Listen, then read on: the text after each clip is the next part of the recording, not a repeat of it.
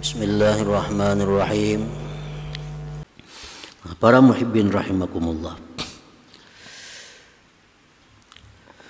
Al-mu'min bi asma'illah, orang yang beriman dengan nama-nama Allah, Al-Khaliq, Al-Bari, Al-Musawwir.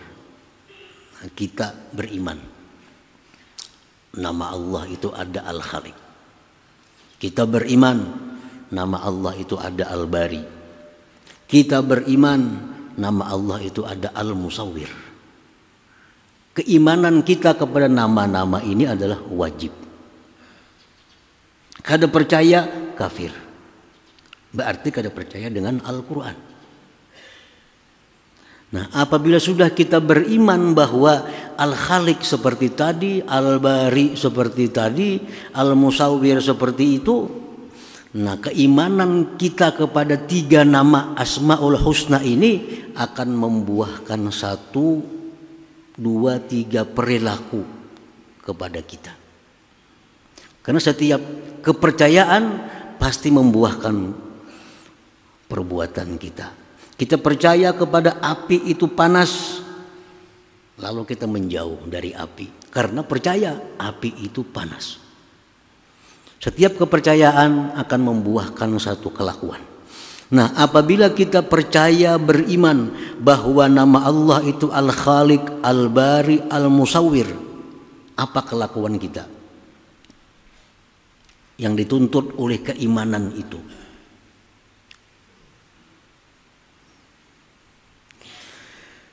Ayyuqaddira fi'lat ta'at wa dzalika bihammiha, bahwa orang yang beriman dengan tiga nama Allah tadi, dia mesti menentukan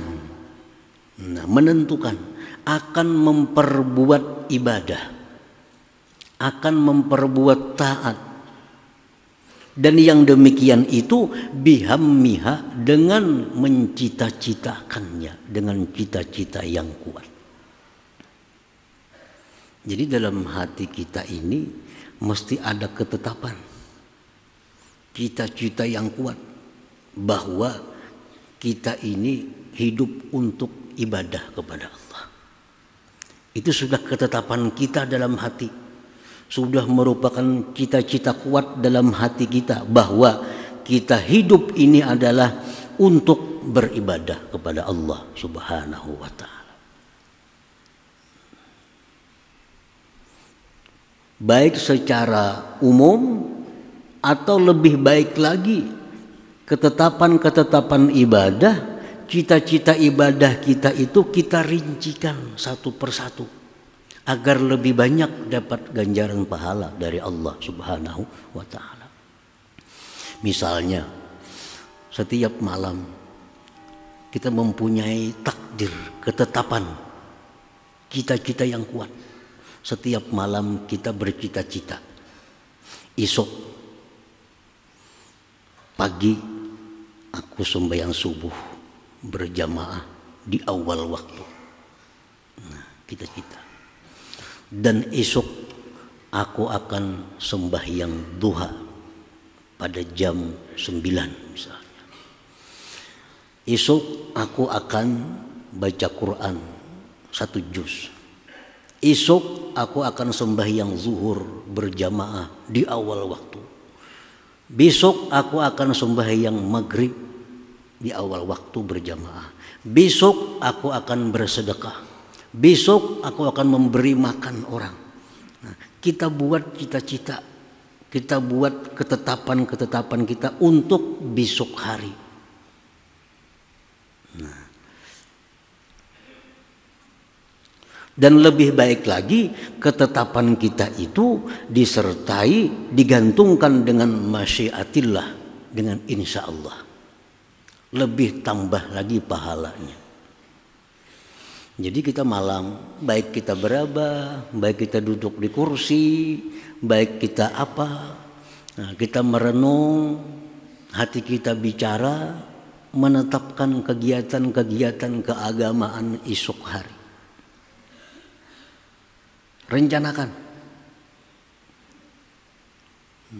Dan itu apabila diakhiri dengan insya Allah, maka apa yang kita citakan malam tadi untuk esok itu harapan besar akan ditolong oleh Allah Subhanahu wa taala untuk mewujudkannya. Jadi alangkah baiknya cita-cita ibadah yang kita lakukan di masa akan datang kita tutup dengan insya Allah. Berkat insya Allah itu Allah bantu kita untuk mewujudkan cita-cita itu. Para muhibbin rahimakumullah.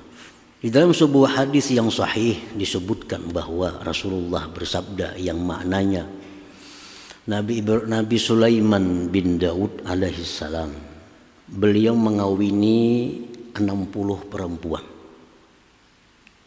Ada riwayat mengatakan 70, ada mengatakan 90. Walhasil Nabi Sulaiman mengawini banyak perempuan.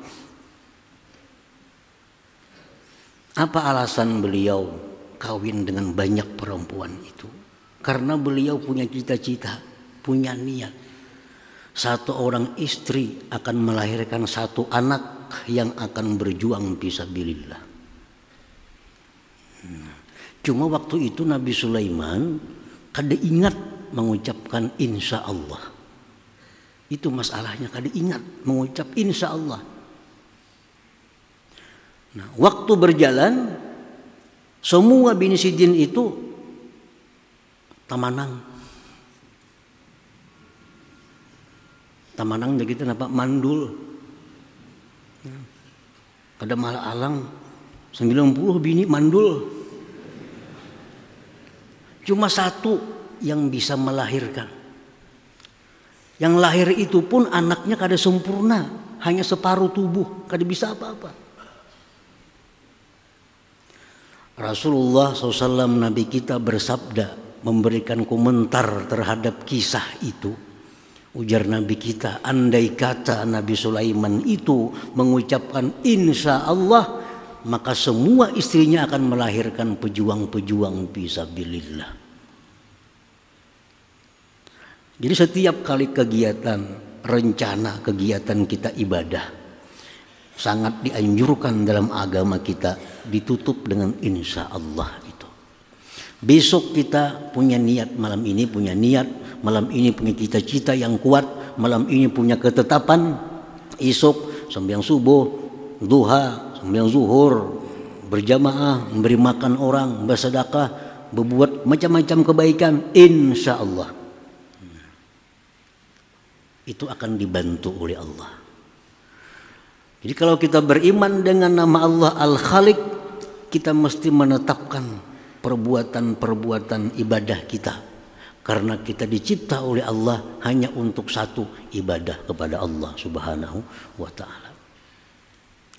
Nah kemudian sesudah kita bercita-cita demikian, bukti iman kita kepada Al-Khaliq,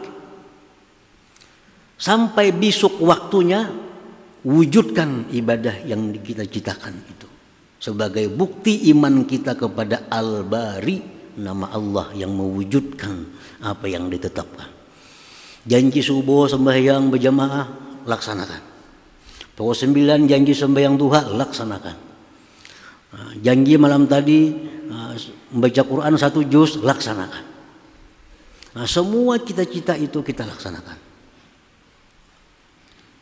Nah, hadirin hadirat para muhibbin rahimakumullah. Jadi keuntungannya kita mencita-cita kebaikan itu, keuntungannya kita menetapkan satu kebaikan yang akan kita perbuat di waktu yang akan datang itu kita sudah dicatat oleh Allah satu kebaikan. Satu kebaikan. Dalam riwayat yang sahihah disebutkan Allah berfirman dalam hadis qudsi, paman hamma bihasanah, barang siapa yang memperbuat satu kebaikan, mencita-cita satu kebaikan, mencita-cita satu kebaikan, dan belum dia laksanakan kebaikan itu, kata baha indahu hasanatan kamilah, Allah tulis dalam buku catatan amal satu kebaikan yang sempurna. Belum lagi digawi, Belum dilaksanakan, kita sudah dapat keuntungan satu kebaikan yang sempurna. Jadi itu keuntungan ibadah yang dicita-citakan dengan ibadah yang secara spontan. Ibadah yang dicita-citakan itu ada plusnya. Berapa jam kita waktu mencita-cita ditulis oleh Allah, dan kita dijadikan orang yang punya maksud baik. Nah, dijadikan Allah orang yang punya niat yang bagus.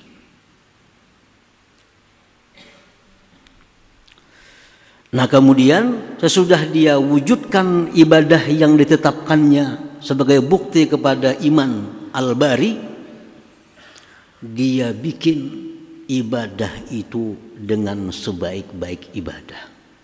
Jangan asal ibadah. Dia bentuk ibadah itu dengan rupa yang sebaik-baik rupa ibadah. Sebagai bukti dia beriman kepada nama Allah Al-Musawwir. Jadi 3 macam itu. Tetapkan ibadah-ibadah yang akan kita perbuat. Sampai waktunya wujudkan ibadah itu. Yang ketiga, hiasi, perbaiki ibadah itu sehingga menjadi ibadah yang sangat baik di sisi Allah Subhanahu wa taala. Para muhibbin rahimakumullah. Nah, bagaimana cara menjadikan satu ibadah itu menjadi ibadah yang bagus? Imam Al-Ghazali mengatakan, yang pertama, ibadah yang kita perbuat ini menjadi ibadah yang bagus bi ikhlasil amal, dengan mengikhlaskan amal. Ikhlas amal ini seperti apa? Ikhlas amal ini kaniyatil imtisal li amrillah ta'ala, seperti dia niat melaksanakan perintah Allah Subhanahu wa ta'ala. Sembahyangnya menjunjung perintah Allah, baca Qur'annya menjunjung perintah Allah, memberi makan orang lain menjunjung perintah Allah, silaturahmi menjunjung perintah Allah, menuntut ilmu menjunjung perintah Allah. Itu amal yang indah, yang bagus apabila kita ikhlasul amal, ikhlas dalam beramal.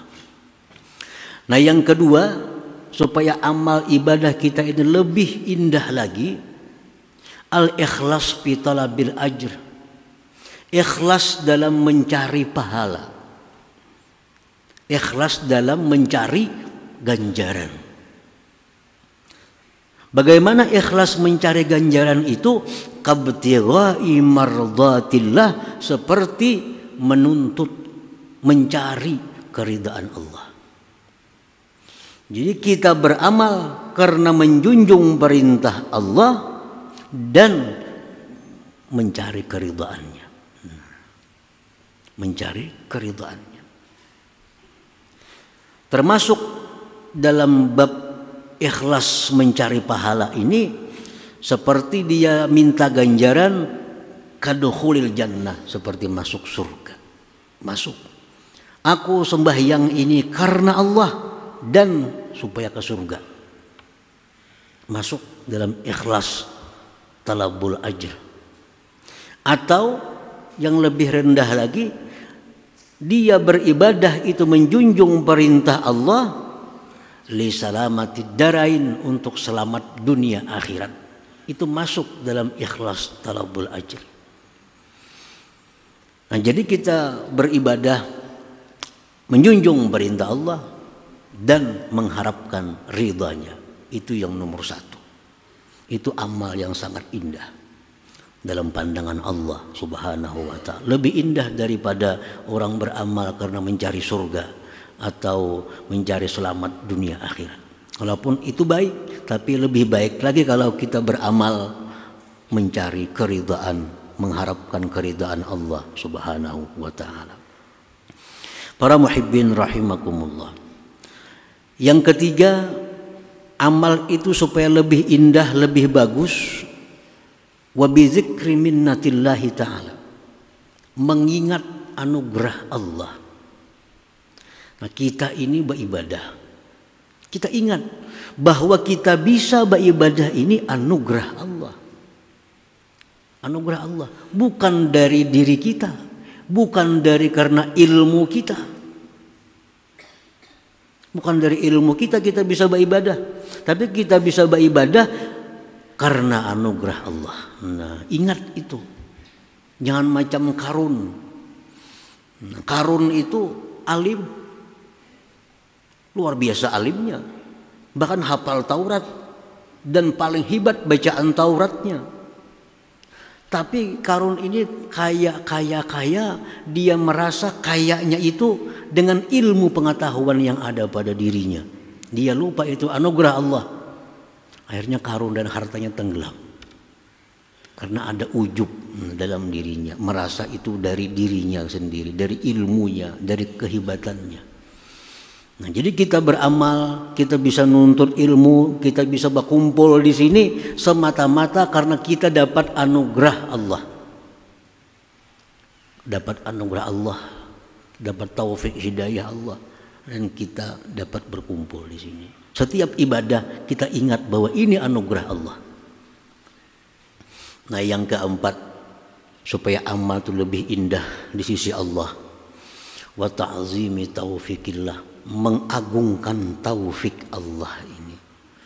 Mengagungkan, kita ini merasa bangga, kita merasa untung bahwa kita ini bisa beribadah. Merasa untung. Kita dapat duit 1 juta, pasti ada merasa untung. Dapat duit 10 juta, pasti ada kita merasa untung. Nah, kita beribadah ini bisa lebih lagi hendaknya merasa untung dapat taufik dari Allah Subhanahu wa taala.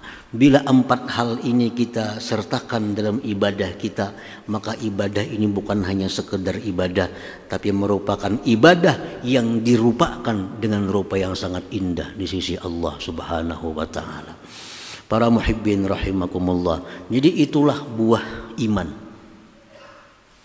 terhadap nama Allah Al-Khaliq. Kita atur, kita rancang, tetapkan ibadah-ibadah yang akan dikerjakan. Buah iman kepada Al-Bari, kita wujudkan ibadah yang sudah ditetapkan. Buah iman kepada Al-Musawwir, kita baguskan ibadah yang sebagus-bagusnya di sisi Allah Subhanahu wa taala. Mudah-mudahan Allah memberikan hidayah kepada kita. Amin ya rabbal alamin. Ila hadratin Nabi sallallahu alaihi wasallam. Al-Fatihah. إياك نعبد وإياك نستعين صراط المستقيم صراط الذين أنعمت عليهم